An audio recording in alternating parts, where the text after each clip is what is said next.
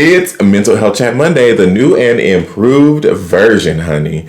On this series, we sit down with a brand new guest every single week, and we discuss their journey with mental illness and mental wellness. Because here on Mental Health Chat Monday, our motto is turning mental illness into mental wellness. I am your host, DDare Bionic. Thank you so very much for tuning in with us today.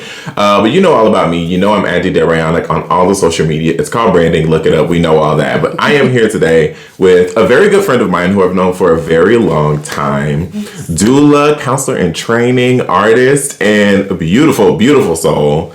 Lana J is here today. Hello, honey. How are you? Good. How are you?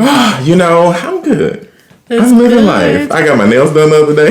Looking fabulous. Fabulous. Stop. You little man. So, introduce yourself to the people. Tell the children. Let the children have it. Tell them who you are. Well, Lana J. I am a birth doula. I have my own business, the Birthing Butterfly. Specialize in birth doula services and womb wellness, spiritual practices.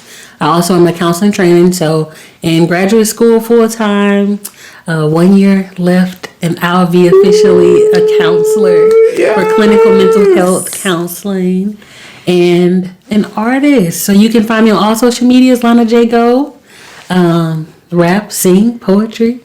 Actively. Incredibly talented, phenomenally talented, truly. Thank you. We will have to get into that actually at the end, but yes.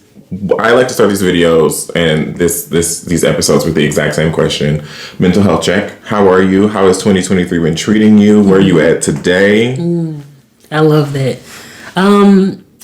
Today I feel so blessed, so grateful.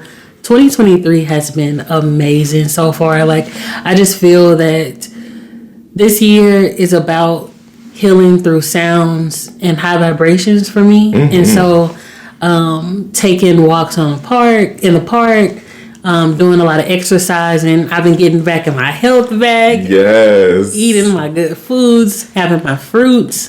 And so that's been really helping me this year so far. It's been amazing. Yes, I love that. I need to jump on that train because every other day I'm like, I'm not eating no more sugar. I'm not having no candy. I've had 3 bags, so I'm like super allergic to chocolate and can't eat Reese's. No. Yeah, it's horrible. It's so hard. Especially when the person you live with is obsessed with chocolate and their favorite thing is chocolate. Yeah, that's me. I miss chocolate covered strawberries and Reese's peanut butter cups specifically the most. And those are my favorite. They were my favorite since birth. I have loved Reese's peanut butter cups, and so like the allergy, I feel like I've been allergic my whole life, but I have grown more allergic as I've gotten older, to the point where I can like. The other day, the chef at my job made a special, and it was like a red velvet crepe. You know, red velvet has like a pinch of cocoa powder in it. Yeah, and I like took a bite of it, tongue. Tingling. No. I was like, worth it. Worth it. Delicious. But no, so I've been eating those, you know, it's almost Easter, so they got the eggs out and they have those white cream covered eggs that are not chocolate. Yes. Far. Not the same. But I've had 3 bags of those in like 2 days. So they be worth it though. They be worth it. Listen, you be in bed, and they this big. Oh. Okay, I'm lying. They about this big. And by the time you get to like the 4th one, you're like, oh dang, I've had 12. I didn't even notice that.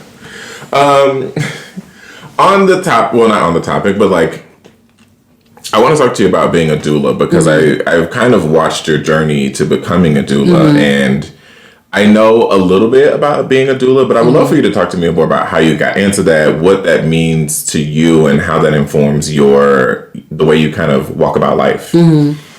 Yeah, so it was probably 2018, 2017. I remember one of my friends on Facebook, she was like, I just want to have a meet up with beautiful Black women and we just sit down and eat.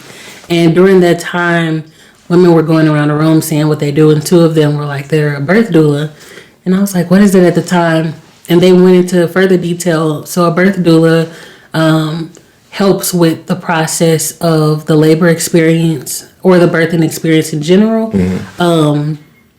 So from the time that they find out they're pregnant all the way until I would say about a month after postpartum. So after they have the baby, they can be with them that entire time. There's different types of doulas that are sole supports to the birthing parent.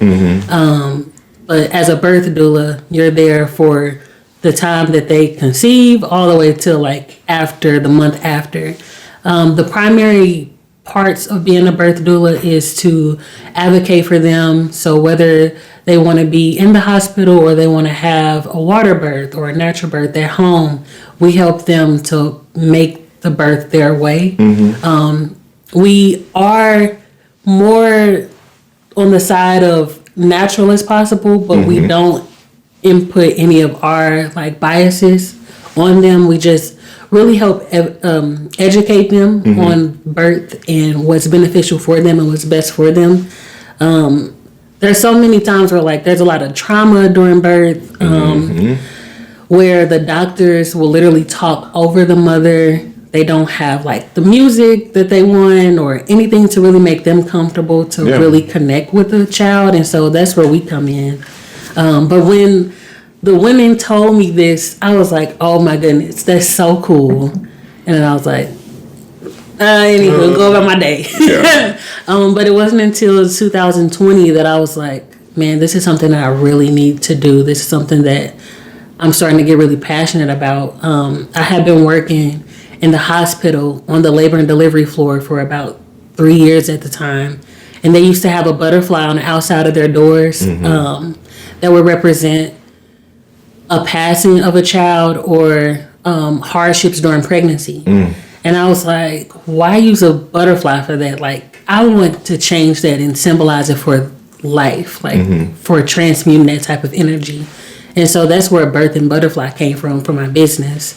And in 2020, I had one of the best doulas, shout out to Robin West, who taught me and trained me. And through that experience, I was able to get the ball rolling and help other women.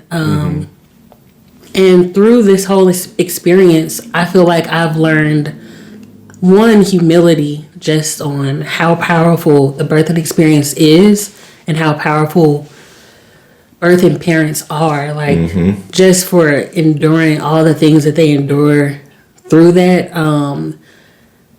The workers, like, there's so many small parts that play a huge role into making them feel comfortable, and to be able to be a part of that is just an honor. And so they really just changed my perspective on everything. I just sitting here listening to you talk about being a doula and how that has affected you, I feel it in your energy. I'm an empath. I'm sure I've said this a bajillion times on this, but like, your energy is so warm and light, and not like light in color, like light, like air. Like, it's like a warm breeze in the summertime. And I can just imagine being a mother and being scared, or being a birthing person and being scared, and having you come into the room and like automatically the energy switch. I am getting chills right now just talking about it. Oh my God. So I had a question and I completely forgot about it because I was just in awe of you. Like, I was listening, but I was like, oh my God, I don't get to see you often enough. That really Definitely hang out more. Yes, we absolutely do, because I have a lot of energies in my life that I enjoy, and I don't have a lot of your specific energy, your energy signature in my life. I need more of warm summer breezes. I have a lot of the people that, and I think myself included, our energies are like cool moon, like full moon nights. That's how I like attribute my energy. It's not cold and like off-putting. It's like and I have a lot of that's my partner for sure. I have a lot of those types of people in my life, and we need more warm breezes. We all need more warm breezes.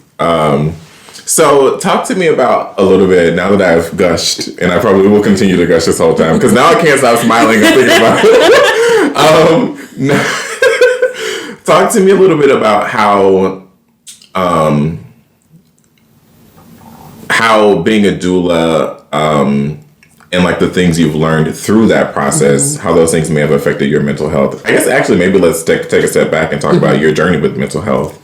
Have you ever been diagnosed with anything, or do you feel as though you might need a diagnosis about anything? Of course, whatever your comfort level is, don't talk about anything you don't want to talk about or feel comfortable with, but talk to me a little bit about that. So I haven't been clinically diagnosed with anything. I do feel that I have anxiety, that I may need to get diagnosed for. I realized that it has enhanced over time. Some of my family members and some people that I am close with are clinically diagnosed for anxiety, severe depression. So I've experienced it a lot. And I see a lot of the signs within myself. My journey with mental health has been a roller coaster. Just from living with people in my life who have dealt with it and seeing it firsthand, like that in its own process, just wanting to be a support for them, but also making sure I'm taking care of myself. And then what's interesting is being a counselor in training. So in school, we're required to have counseling sessions each semester. So being on the end of being the person to get counseling, but also preparing myself to counsel is really helpful as well.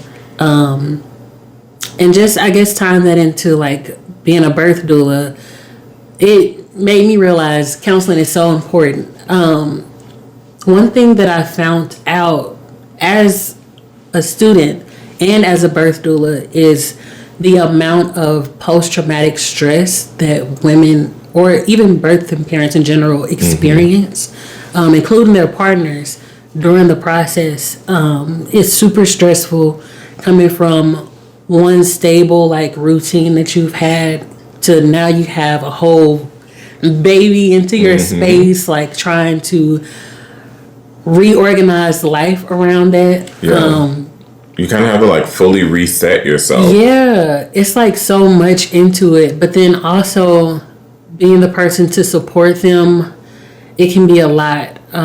So making sure that my self-care is intact. What was I going to say? I know like during labor too, we're expected to be there the entire time.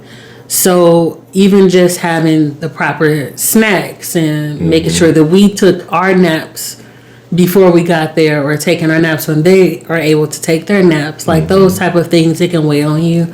I'm also clear cognizant, so I feel a lot of people's like emotions and their connections and things like that during their experiences. So making sure that I'm transmuting that and not holding on to that and bringing that back to my own comfort zone. It can be a lot. And so self-care is extremely, extremely important for me because most of my jobs that I do are service-based. Yeah. So, yeah. And it's important. I talk about that a lot, being claircognizant, being an empath. I talk a lot about energy and how you have to learn how to separate your energy from what you're feeling from somebody else. And it's really hard, especially when you're in those beginning phases and you're like, why do I always feel so much? Yeah. And I was having a conversation with somebody the other day about being like, you have to separate what you feel you can fix versus what needs to be left for that person to fix on their own. You can't fix everybody. And, as empaths, as doulas even, I think there's not a lot that we can do to fix. Yeah. But to be a guide, to help, to educate. That, I believe, is the main purpose of people like us who feel and sense that and have a knowing without knowing. Yeah.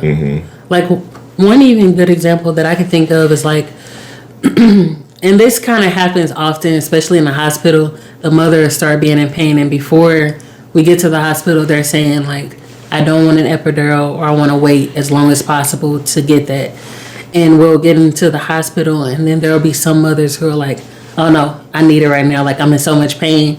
And so you'll have to kind of remind them, okay, remember what you said. You can do this. Like, we're going to try to wait a little bit. Let's try these positions first. Let's do these breathing techniques.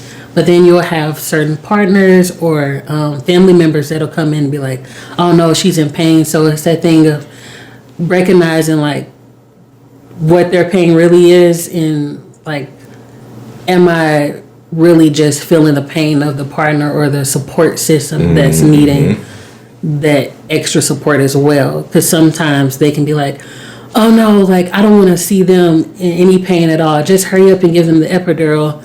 And they may be like, no, like I got this. It's tough, but I'm okay.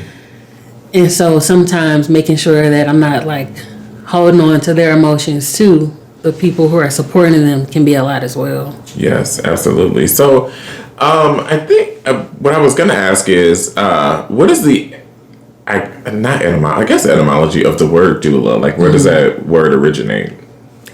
Ooh, I forgot this one. This is so good. Hit you with the okie doke. I know that it originated some years back for the support. I think it was just like support or something like that, like birth support. I cannot remember specifically right now. That's okay. And I knew it beforehand. And I was like, I need to remember this. I put you on the spot. It's all right. It's okay.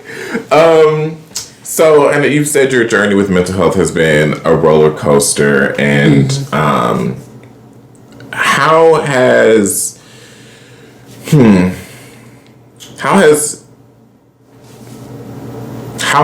that part of your journey affected your school journey? And so you're in grad school. I didn't know you were in grad school.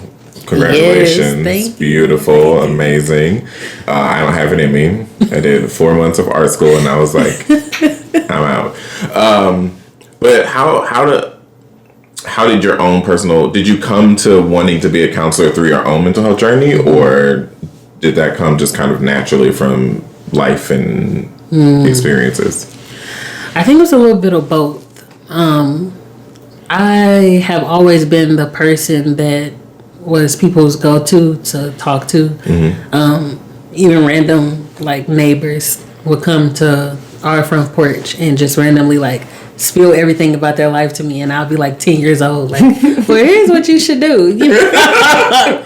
And I thought that was so funny because my mom would say all the time, like, I don't need a counselor, you're my counselor. But as a counselor trainer now, I'm like, no, like, you need your own counseling. But I think over time, I just realized how much I love to listen and recognize that I have this gift for like spiritual guidance in a certain way of just helping people to recognize their own strengths and find their way through whatever they're going through. And as a result, it led me into going to undergrad to get my degree. Originally, it was journalism. I was between journalism and psychology. And then I decided upon psychology because I was like, I love behaviors, I love cognition, I want to find ways to help people without all the extra like math and science behind it. And then what pushed me to go further and to get my counseling degree was I actually got a reading. And well, my partner got the reading actually from one of our spiritual mentors. And he was like, yeah, is Lana around somewhere?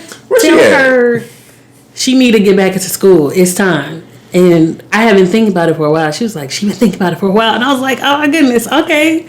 And that was like the extra push that I needed to get back into school. I think over just my entire journey in my 20s, experiencing a lot of grief, so much grief from a lot of like family members and friends, that really tapped into a different part of me to be like, this is so needed. Like, to have a safe space to talk to someone where they're not judging you, where you can openly share about anything that you're feeling, and then them not necessarily give you advice, but help you to find your own answers. That's something that I needed and something that I wanted to do. And that was like the icing on the cake for me. I have never seen a therapist, never seen a counselor. Not bragging, because I definitely need one. But I so deeply advocate for it, even for people who don't have a clinical diagnosis, who don't think they even have any, like, it's 2023, we all got a little something. Yeah. We all a little spicy.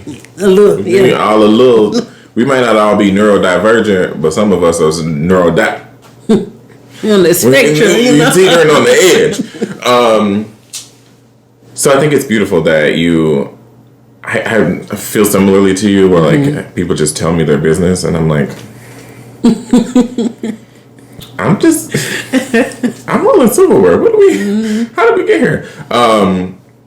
Especially as a person that works in a restaurant, people just want to talk and talk and talk, and when you have that inviting energy, they're just like, trauma dump. And I'm like, whoa, let me go step in the back for a minute, clear my energy. You talked about spiritual practice. How has your spirituality informed your mental wellness and like your decision making? Ooh, let me tell y'all, it has helped so much. It was a huge shift in 2019 with my spirituality. I've always been connected to it. My mom instilled it in me. Shout out to you, Mom. But when I left the church that I was a part of and knew that it was more to life than the way that I was living and the boundaries I had on me, not negating people going to church or anything like that, just my specific journey, it shifted everything. It was like that picture that be like, oh, come here, you need help, and it just drag you. Like, that's the experience. Yes, that's exactly it has helped me so much in my mental, doing my daily meditation, clearing my mind for sure is something that I need. Even with my partner, like her dad, at one point we would go to his weekly meditations, but it was like a silent meditation, so you can meditate however you want to, but we just kind of are in silence for 30 minutes. And even that, I was like, man, like I don't do that often. I'm always listening to somebody or listening to music or watching something. How many times do I just kind of listen to the natural sounds of nature or myself? Recognizing that I have a strong spirit team, like, whoa, it's actually all these people that I may not necessarily see that are still for my good, for even know. It's like, I had a woman talking about being in a restaurant. I had a woman the other day, just like, I could feel that she felt something and wanted to say something to me. And so I kept going by the table and checking on them. And then I just stopped and started talking. And then she started telling me stuff, and I started getting the tingles, the tingles. And I was like, okay, all right. And then she just started talking about this, spirit team and strong women. And listen, I have always preferred, I hate to use the word preferred, but preferred the energy of women as like life companions, as like friends, as close people to keep to my heart. Yeah. And it just was like, of course there's a team of women behind me. Yeah. Of course. Yeah. Of course. Like, it just makes so much sense because those have been the people who have pointed me in the right direction my whole entire life. It's so powerful. Oh my goodness. I love it so much. It has helped me it led me to become a doula. Just listening more to like what is for the betterment of my good and to help me continue in my journey.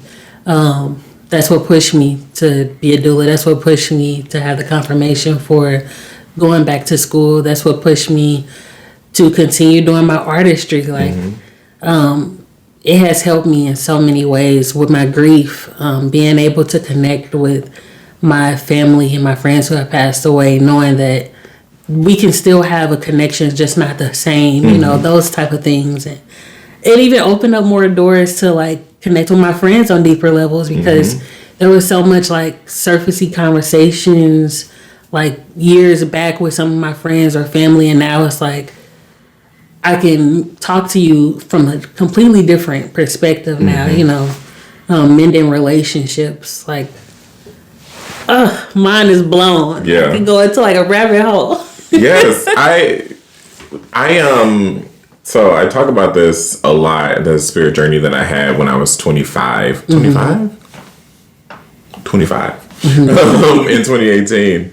I actually think I talked about this on last episode a little bit. But I went to Albuquerque, New Mexico, which is like they call New Mexico the land of magic. And listen, don't go to New Mexico if you're not ready to change something, to grow, to do. Like, I was running away when I left. Like, I was like, I need to go somewhere because I don't feel right. Something is off. I have been piling all this work on myself, and I had finally taken a second to stop and like look around and be like, wow. It's like the episode of SpongeBob where they're like running around and everything's on fire, and they're like, we forgot his name. It was like, we forgot all the healing we did. Like, oh, now I gotta heal again? Damn it, I thought I was done. And so I took this trip, and I didn't expect for it to be the spiritual journey that it was, but I went looking for something. I was running away from the past, or running away from pain, and looking for, I don't know what answer I was looking for. I definitely got it, but I don't know how or what I was looking for. But like, I took a composition notebook with me before I left. I think it was like the night before I left. I wrote 7 questions. I was gone 7 days. Wow. I wrote 7 questions down in this composition book. And I said, at the end of each day, you will answer one of these questions. Wow. No matter what you did that day, no matter where your mind is, sit and take time to write and answer these questions. Excuse me. And for me, specifically writing something down physically, pen and paper, is like its own spell work. It's like, it traps that feeling in the page, and you can go back and revisit it if you want to, or you can just leave it closed. Yeah. I don't think I know for a fact I still have that composition book somewhere around here, but I don't know that I have went back and looked at it since. I should revisit that. But to your point, it like that very first night, I went and had dinner at this Mexican restaurant. Everything on this trip was affirming. I got to the airport. Flight went okay, of course. I get to New Mexico. I order my Uber. The first person I meet in New Mexico is like, I was talking about going to Santa Fe and like how I was going to get there and blah, blah, blah, blah. And he was like, oh, I'll take you. I don't know this man from Methuselah, but he was like, what are you doing in Albuquerque for your birthday? Like, why would you come here? And I was like, I was just looking for something different. And he was like, okay. Wow. I get to my Airbnb. It's beautiful. It's perfect. It's in a really nice neighborhood. I go. There's a great Mexican restaurant across the street. I eat. The food is delicious. That night, the worst food poisoning I've ever had in my life. What? And I was like, no, this can't be. This can't be. And I spent hours, I will save you the details, being sick. And woke up the next day. It was like I had never been sick. Wow. And I didn't realize until maybe many months later that was my body being like, okay, get rid of it. Physically get rid of it and enjoy this trip. And we'll have to talk more about that. I have to actually go into the details of that trip on an episode, because I feel that it was the most affirming thing, and it really is what started me. I had already kind of started on my spiritual journey, but it was really the thing that was like, okay, that's where you're supposed to be. Yeah. And that led to my infinite sadness, led to this, led to everything I've ever done in my life. Everything I've ever done. Your music just let me. Oh, I had to have a moment because I love your music so much. Thank you. Thank you. Oh my goodness. Right now, my favorite song. I know this off topic, but Fluid. Liquid. Y'all, my bad. Liquid. No, you're good. I got you. Liquid. It's my song. Listen, when I wrote that song, I've been on this also like weird gender journey too. Like, I don't even really know how to describe it. Like, I feel like I'm non-binary, but I don't identify with any of the like typical, well, not typical, but like, to me, pronouns are just like a suggestion. Yeah. And so I've been on that journey and like exploring the different sides of myself and my femininity and my masculinity and the in-between and the androgyny of it all.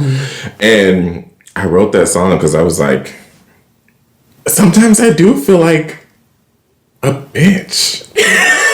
Like sometimes I do just feel like, yes, like, and then sometimes I feel butch. Yeah. And I love that song. That's my cut. I love that. That's one of my favorite songs to perform live. Oh, sorry. Forgot what I was saying. Look out. There might be a little something special happening with that song soon. Hopefully, I'm planning. If I can get everything lined up correctly, that'll be the last single from Statuesque Comments. And then I just started writing this song the other day. That's like a really cunty, like, bitch track. Yes. Oh. Yes. I'll have to play you the beat because it's actually kind of hot. Yes. Anyway, on the topic of music, talk to me about how music affects you and how poetry, because we met long before, but we kind of reconnected at open mics and doing stuff like that. Talk to me about how that affects you and how your spirituality and your mental health inform your art. Ooh. Artistry has been the driving force of me releasing any mental thoughts during like just my mental health in general. It has always been my escape. My mom instilled it in me to do music when we were young. She would take us to the studio with her, and my entire family, like on both sides, my dad and my mom, they all are musically inclined, but my mom was a driving force with that. And so I would watch like certain things about like lions or something. And the whole stages of life with lions, and write a rap from that. And then it came from just doing that on like stuff that I observed to tapping into how I feel. So writing poetries when I was really struggling with like bullying or struggling with like grieving or figuring out who I am and trying to create my own identity. I would use music. And then it went into, oh my goodness, I'm actually good at this. Let's express ourselves a little more. Like the things that I feel like I couldn't share with other people, I feel like I can mold or kind of, it'd be like a hidden gem within my music or my poetry. Yes. Yes. And so that was the fun part, because it's like, you don't know nothing I'm talking about, but I can tell you everything at the same time. Right. And that's one of the most beautiful things, especially about lyrics. My music is always lyrics first. I know a lot of artists work that way. And for me, I can't visualize, like I can listen to a beat and like flow, but when it's my own personal music, yes, I'm thinking of lyrics all day long, and I love putting those little nuggets in there. That's like, even in a song like Liquid, where I'm like, what do I say? I'm between the boys and girls, bitch, run me them pearls. Yes, it's not like a personal, between the boys and girls is personal, but then the next line is like a joke, like it's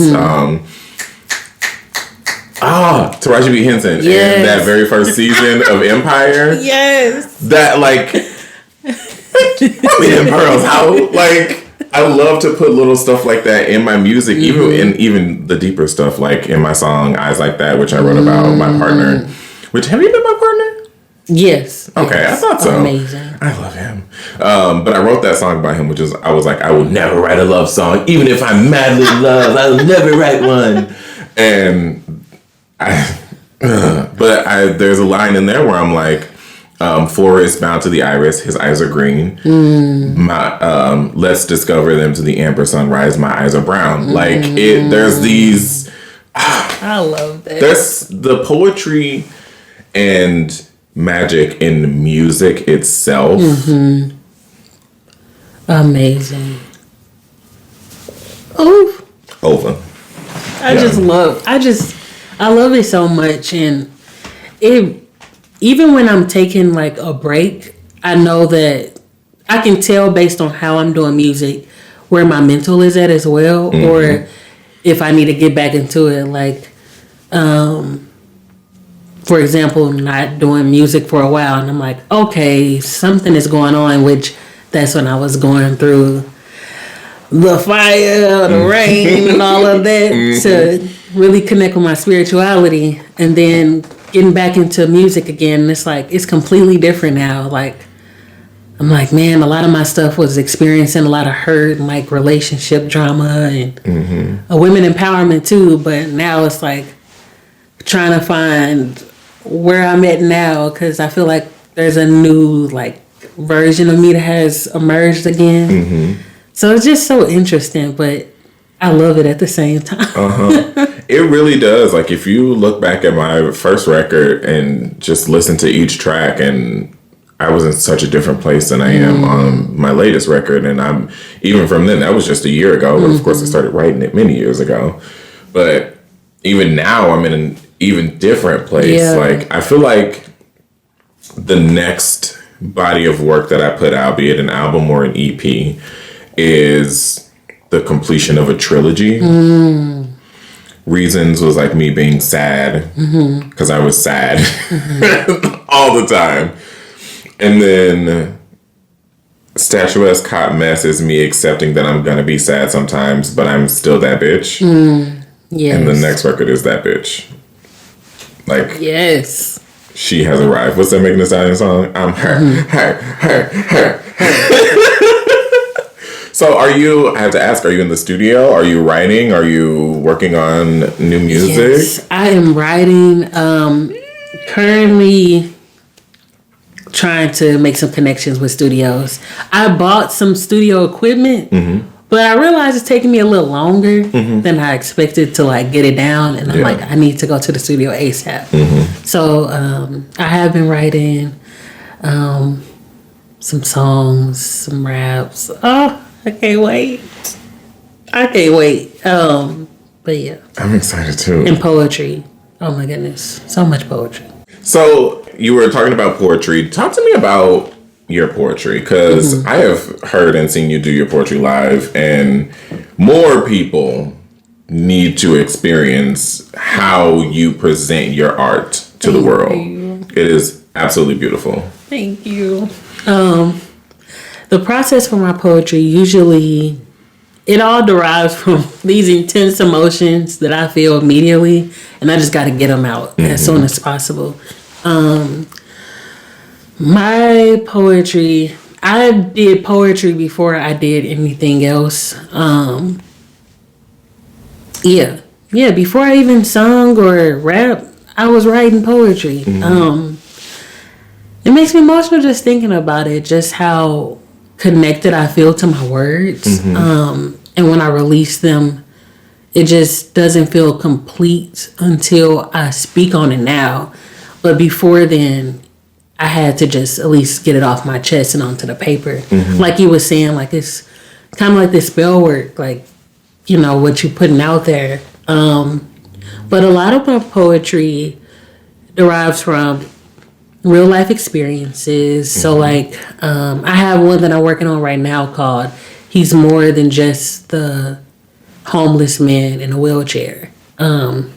Thinking about this situation that just happened recently where I met somebody that I used to work with who is homeless in a wheelchair. That's where I saw him at when I was out. And just like everybody was just passing by him, and then he recognized me, and I was like, oh my goodness. And like this heartfelt moment we had with each other, and just hearing about like where he's at now and where I had left him, where I had last seen him. But then even after all of that, him still having a smile on his face and having hope from my conversation. Like, that's the type of stuff that I write about, or like a lot of like relationship stuff. So I done went through some stuff, y'all. Like I had like the best or worst date of my life at one point. I had like crazy experiences, and then now being with my partner, my love, being able to just write about those experiences has helped me with bringing balance back into my space too. In a weird way, I don't know how to necessarily describe it, but it's like I experienced this strong event or emotion, and it's like everything's like, oh, get it down. And then when you finally put it out there, it's like, okay, back to center. And that feels better. I feel that. And then there's this one piece that I really need to record called Grandma's Hands. Or like the first line is like, I pray for all of your intuition. I pray your happiness is granted, you're never the victim. Just like trying to speak life into my words, or ending on a good note. Or somewhere in the line it's like, yeah, this happened, but screw that. I'm still amazing, period. You know, that's how a lot of my stuff is. And I think that comes when you are such a spiritual person and you are so connected to your words specifically, you choose them very wisely. A lot of spiritual people I have found don't mince words. Yeah. It's like, this is what I mean and this is how I mean it. Yeah. Yeah. Talk to me about approaching 30. I turned 30 in January 12th. Woo-hoo, kept going. And truly and honestly, I have been excited to turn 30 for many years. Many years. I'm like, oh, I'm 4 years away from 30. I'm 3 years away from 30. I'm 2 years away from 30. That's amazing. I like, Ronnie will tell you, everybody in my life will tell you, like, there was no damping me. Really? Nobody was going to be like, oh, you about to be 30. Oh my goodness. That's amazing. I'm about to be 30. And what? I'm a big kid with grown folks' money. Are you kidding me? I know that's right. Well, I'm not. It ain't really grown folks' money, but you know. I got medium folks' money. Talk to me about what this start of a new decade is, how it feels to you. I was super scared at first. I'm not gonna lie. First of all, like, I've experienced fear of getting older around me for a very long time. My mom will tell you she has a fear of dying. And so throughout my entire childhood, like, she was always, oh, I don't want to get old, or I want to live until I'm old and gray, but I like being young. And then I also have my dad who's like 76 right now. So he's been, I'm sorry to say this, but he's been old my entire life. Since I was born. Been in his 50s and up. So for me, I was really scared about entering into 30s. I didn't even see a future for myself past 23. Like, anytime I visualized myself and what I would do after 23, it was just like this black block in my mind. And it didn't kind of go away until about 26, 27, around the time I met my partner. And I've just been excited about it now. Now I'm like, I'm doing this challenge, 30 pounds before I hit 30.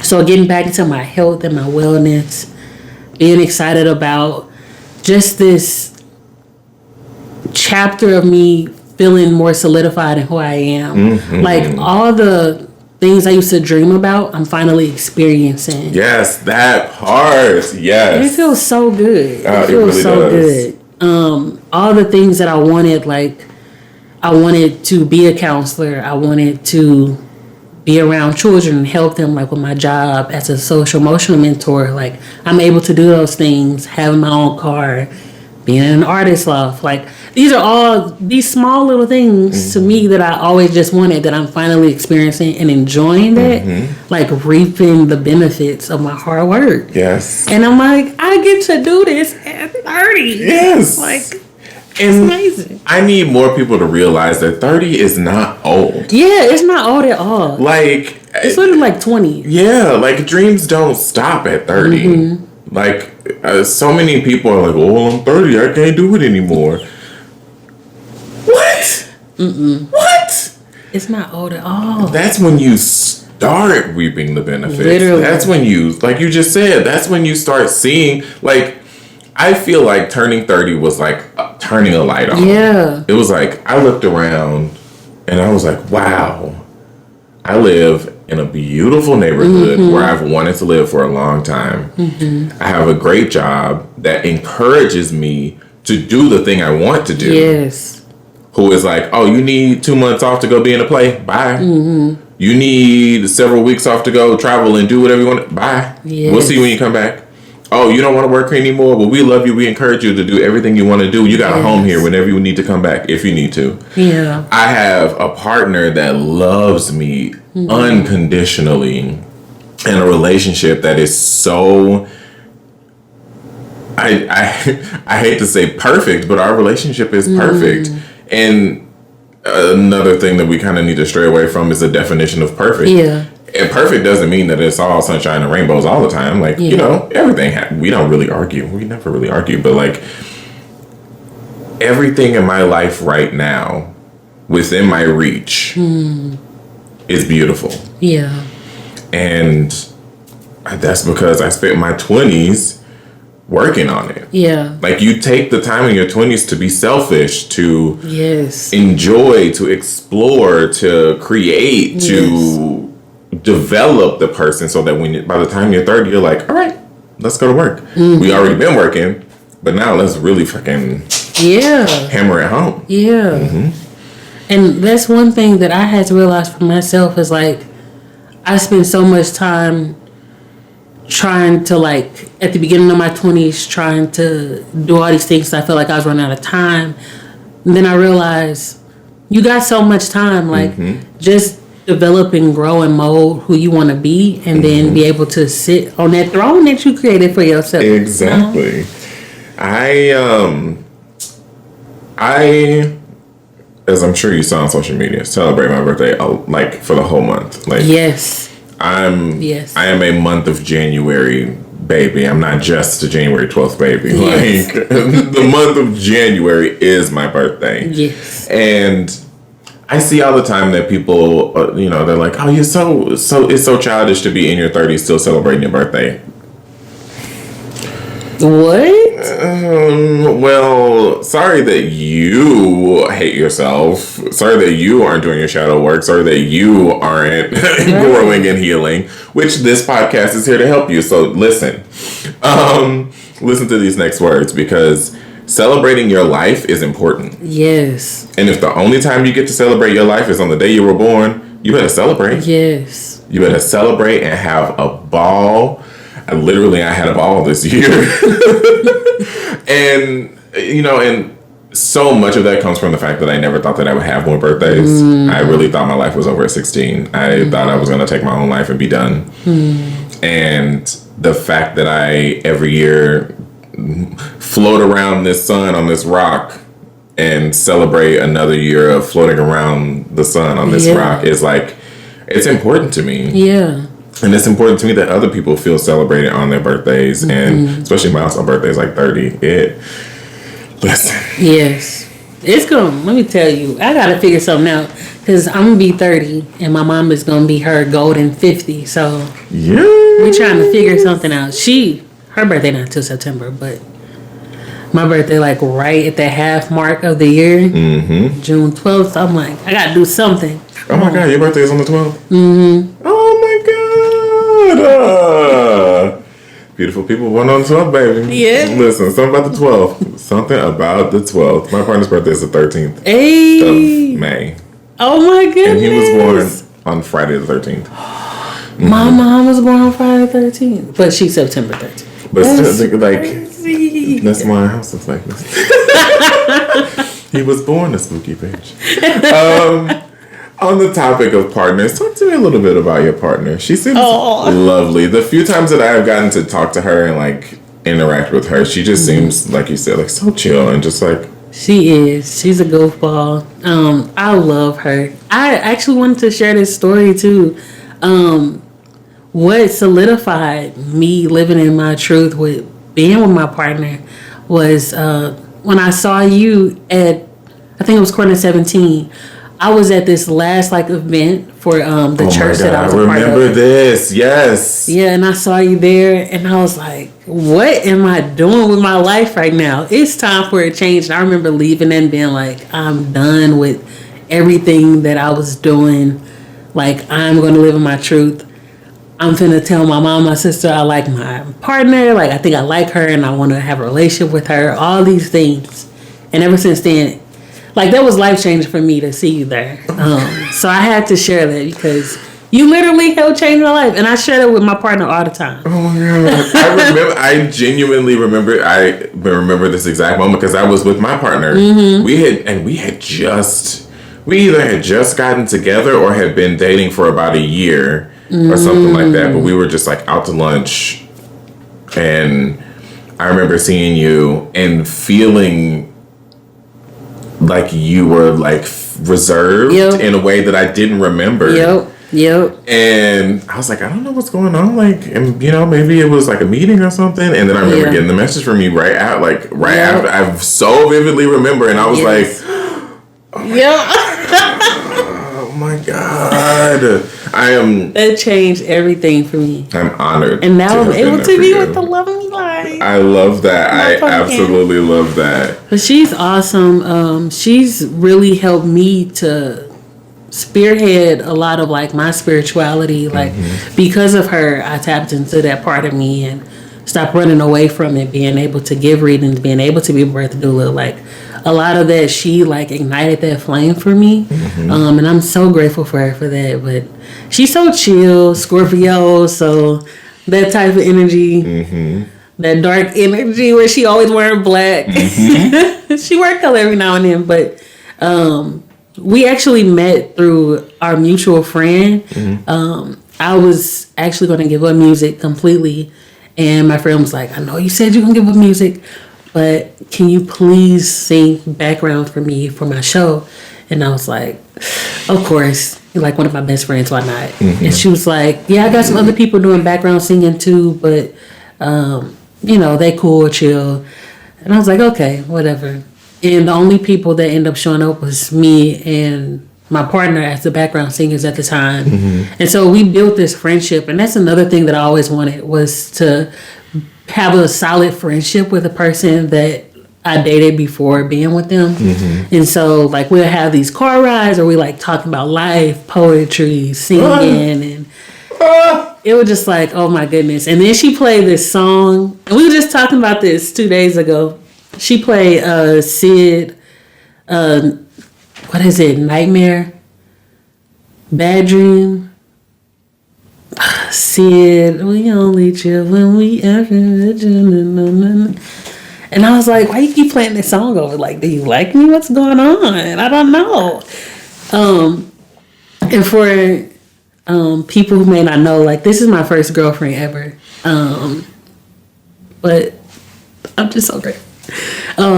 But she was playing the song over and over, and I was like, okay, I'm getting some little vibes here. And then the more we hung out, it will always be like lights flickering around us. Like, and I remember specifically the 21st, January 21st, we went to an open mic together, and one of my friends there, whose birthday is like a day after mine, was like, seeing her stand up to perform. She was like, excuse me, who are you? Who did you come with?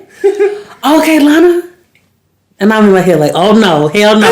I gotta tell her I like her right now because this is not going down. No, that's mine. That's mine's with the hard Literally. S. Mine's. And my friend, our mutual friend, was like, "You gonna give her number?" I was like, "Yeah, I guess." And I remember being in the car with her, and I was like, "Look, I like you. I gotta put it out there because this is not happening." So I told her first that I liked her. I initiated that. But what's crazy is when we decided that our anniversary day would be January 21st, she looked in her journal from a year before we got together. Mm-hmm. And she had wrote a poem about or a journal entry about me, basically saying I know you're close, you love your family, you an artist, these type of different things. And I was like, oh my gosh, and I had wrote an entry about her, a poem about her. So it was meant to be, I could tell. Mm-hmm. But that's my boo. That's my baby. I love it. I love in general. My partner is my first boyfriend, and I had been out for years. I had been out at least since high school, but didn't feel like I was ever in a place where I could give myself to another person. Yeah. Up until Albuquerque, hey. Literally until that year, I was like, I'm not gonna date. I'm not gonna even try. You can ask every single one of my close friends that I was hanging out with at the time a lot. I'm single, I'm solo dolo, I ain't never gonna be. I'm gonna be the rich auntie flying around. Oh my goodness, I said the same thing. I'm gonna just come back and give gifts. Yes, what's that? That TikTok was have no fear. The fine rich auntie is here. Line all the kids up. I'm ready to give everybody $1. That was me. That was the energy I was presenting all the way up until 25. And then I had that spiritual journey. And then later that year in September, I went to, I guess it was in August, I went to an event for a theater company that I was on the creative council for. And I didn't want to go. I was super depressed. I was like, I'm really in a bad headspace. But I'm going to go anyway because I flaked on the last event. And I flaked on the last event. And I know there will be people there that I like. And I need to just go and unwind. So I went hanging out with a bunch of people, having my favorite drink of all time, having a good time. It was at Pieces, the board game bar downtown. Yeah. And in walks a friend of mine, a mutual friend of ours that we had never run in the same circle, never met each other before. But he walks in with a friend of mine, and I see him, or I see her, and then I see him. I'm like, oh, this must be her boyfriend. She said she would, the last time I had talked to her, I think she said she was talking to somebody or in the beginning stages of dating somebody. And I was like, oh, that must be her boyfriend. She's got great taste. So then I walked up to the bar to get another drink and say hi, and then he opened his mouth and I was like, that's not a straight man. I'm on it. And apparently from his perspective, when they walked in, he looked to the left and I was the first person he saw. And he asked her who I was, and he was like, that's my next boyfriend. Oh my goodness. And legitimately, since he sent me a friend, we talked and hung out the whole night. Of course with the group, but very close to each other. I remember him being literally right next to me the whole night. Oh my goodness. And yeah, he sent me a friend request next day, and we had our first date a couple of weeks later. And oh my goodness, that's so cute. And our anniversary is apparently the 13th or the 14th of January or something like that. Wow. It's right after my birthday. Wow. Yeah, it's pretty cool. It's pretty cool or whatever.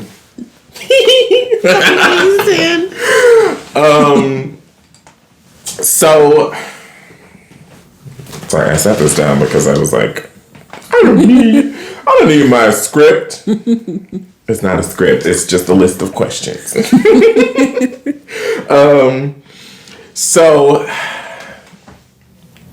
I like to ask this question because I think it's very important. Leave us with just kidding, wrong question. What does mental wellness in all of the things that you do in your life and in your spirituality, what does mental wellness look like to you? I would say mental wellness looks like finding your own way to be centered and balanced. creating an environment for myself that brings me balance, that keeps me in a space of showing gratitude, but also coming from a place of humility. Because I feel like when I'm outside of those ranges, for me, my mental health is not right. I'm either like overly like rude or closed off or really isolated. Mental wellness for me looks like spending that extra time to myself, whether it's 5 minutes or 5 days, like using however much time I need, doing the things that I know will bring me joy, bring me peace, and setting good intentions for it, not playing around with my health, because that's something that me and my partner just talked about. Like, how often do we do things for ourselves and set intentions? Like, we're so quick as a society to put off something for ourselves. We'll go to work when somebody tells us to clock in. We'll, take out the trash if a mom tells us to take out the trash or to come do this for them. But when it comes to, hey, you said that you're going to sit down and you're going to give yourself an hour break, or you said that you're going to take this trip, like, how serious are we about that for ourselves? And so for me, mental wellness look like being serious about my needs and my health. But yeah. That was a really hard lesson for me to learn. And it wasn't even about showing up for other people. It was more so about me not feeling like I was worth anything if I wasn't always producing something. Wow. If I wasn't always working, if I wasn't always on a new project, clocking in at work, doing the best, like, if I wasn't always working, Capricorn mindset, I felt like I didn't mean anything. And it took me a really long time, really up until probably just a couple years ago, to realize that, like, you can work as hard as you want to. Like, you've been working, doing shows, boom, boom, boom, boom, boom, and all it got you was depression. Yeah. Like, you still have to take that time, like you said, whether it be 5 minutes or 5 days, to set time aside for yourself, to show up for yourself. Yeah. And, oh man, it's one of the most beautiful lessons I've learned, is showing up for myself in that way and allowing myself rest. Woo. Because, listen, I've been preaching that into my family lately. I'm like, allow yourself rest, especially my mom. I'm like, girl, you need to start saying no. Oh my goodness, that right there. Full stop. No. No, that is the sentence. Yes, no is a complete sentence in all circumstances. I'm quick to tell somebody no. I was about to say if it don't serve me, but like, if it's not something that I feel like is right in my energy, if it's something that I just don't want to do. Yeah. I used to pick up shifts all the time. I used to work 80 hours a week. 80 hours? I used to work, well, maybe it wasn't 80, but it was close. That's a lot. It was very close, like 60, 70 hours a week I used to work. That's still last summer. And I started saying no because I was like, I cannot do this. I don't have time to work on the things that I want to work on. This podcast would not exist if I didn't start saying no. Yes. And I'm much happier doing this. Yes. I'm much happier having these conversations with, like, this is episode 9. I've talked to 8 different people about their journey with mental wellness. And I have left each episode with a new thought process, a new idea, a new energy, a new feeling. And I don't know. It just, show up for yourself, please. Yes. And my very last question is, leave us with a piece of advice for allies, for people who sit outside the boundary of mental illness or whatever, what have you, who feel like they are not on that journey. How can they be there for us and show up?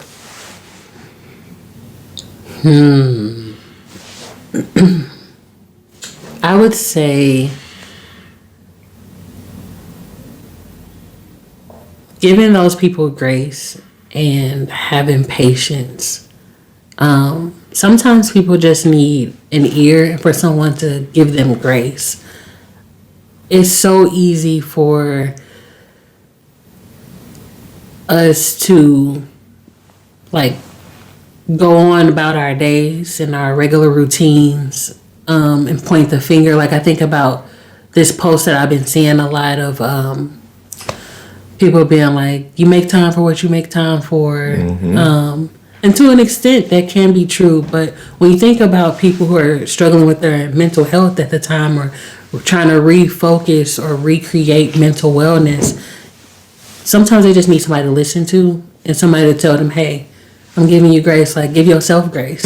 Having patience with them. And I think that's over the past few years how I've realized the people that in my life are really for me, and some of the people that I had to change our boundaries and our friendship to more of an associate instead of a closer friend, including family too. And I say to really just be a listening ear is so important, and it's so needed right now to really come from a place of understanding. Don't make any assumptions. Just really meet them where they are. And that can change depending on the day. But really having love and patience for that person. That's all we need. Yes. Love and patience. Yes. Lana, I want to thank you for sitting and chatting with me today and sharing your beautiful story and your energy with me. We did a little bit at the top, but promote yourself. Tell everybody where they can find you on all the social media. Okay. If you got any projects or shows or anything coming up. Okay, well, Lana J Go, LANAJGO. You can find me on Instagram, on SoundCloud, on every platform with that. With the Birth and Butterfly, my birthing services and my spiritual practices. That is www.thebirthandbutterfly.com. New projects coming up. I do have womb conversations that I'll be bringing back in the summer. That's where I spend one time out the month with a group of people, whoever want to join, and we discuss birth, we discuss healing and what that looks like during that time. And yeah, I got some music on the way, but I just gotta record it and get it down, y'all. But you can check out my music that's already out on SoundCloud, Lana J Go. Yes, I'm excited for all of those things for you. Thank you. I will leave all of Lana's information linked down below in the description box so that you can find her on all the social media and reach out for all of her services. Trust me, this is an energy you need and want in your life, and music that you need and want in your life too, because fire, absolutely. Thank you all so much for tuning in today. As always, my name is DDare Bionic. Thank you so very much. I will see you next Monday with a brand new guest. Oh my God, we're coming through the season, episode 9. We're almost at episode 10. If you don't know, there's going to be 12 episodes of this because 12 is my lucky number. So That's what we're doing. So I will see you all next week with a brand new guest. If you want to find me, like I said, I'm linked down below at DDare Bionic on all the social media. You can stream and you can watch. Thank you so much. I'll talk to y'all next time.